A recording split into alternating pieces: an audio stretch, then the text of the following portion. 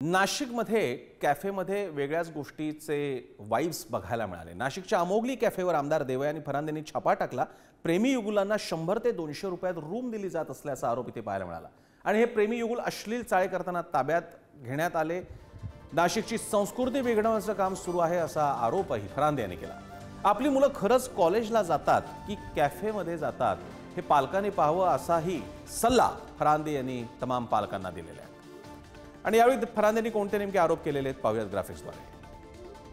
भाड्यानं काही तासांसाठी रूम दिली जात होती। कॅफेवर धाड भलतेच लाड। गंगापूर आणि सरकारवाडा पोलीस ठाण्याच्या हद्दीत असे प्रकार सुरू होते। नाशिकची संस्कृती बिघडवण्याचं काम सुरू आहे असंही त्या म्हणाल्या। कॅफेच्या आत जोडपी अश्लील चाळे करताना आढळली। कॉलेजला न जाता मुलं मुली कॅफेवर जातात आणि कॉलेजमध्ये 80% हजेरी बंधनकारक असणं गरजेचं आहे।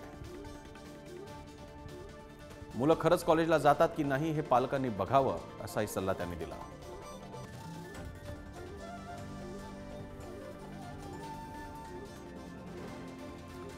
दरम्यान देवयानी फरांदे काय म्हणाले आपण पाहूया। मुगली कॅफे नावाचा हा कॅफे चालू होता आणि त्याच्यामध्ये मुलींना कपल्सला जवळपास भाड्याने काही तासांसाठी काही भाग ह्या हॉटेल्समध्ये दिला जात होता।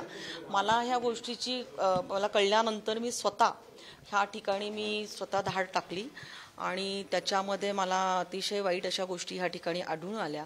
नाशिकची संस्कृती बिघडत आहे। नाशिक शहर पोलिसांनी ह्या विषयावरती तातडीने काम करायला पाहिजे।